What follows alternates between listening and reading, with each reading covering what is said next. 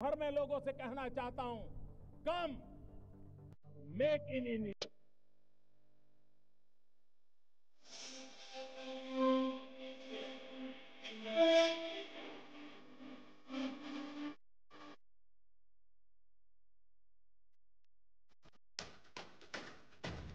RJD प्रमुख लालू प्रसाद यादव गुरुवार को मेडिकल चेकअप के लिए दिल्ली पहुंचे।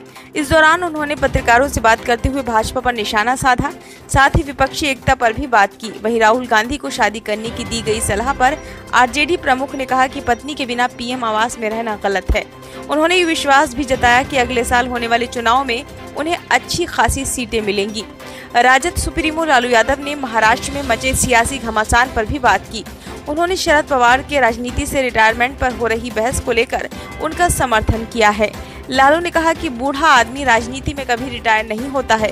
दरअसल हाल ही में बने महाराष्ट्र के डिप्टी सीएम अजीत पवार ने एनसीपी को अपनी पार्टी बताने के बाद कहा था कि शरद पवार की उम्र हो गई है, उनके रिटायरमेंट का समय हो गया है।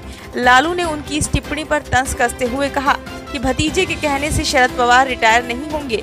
उन्होंने पूछा कि क्या कोई बूढ़ा आदमी राजनीति में कभी रिटायर होता है। वहीं विपक्षी एकता पर लालू ने कहा कि 17 दलों के लोग एकजुट हो रहे हैं, भाजपा को जो कहना है कहने दो, उनका सफाया हो जाएगा।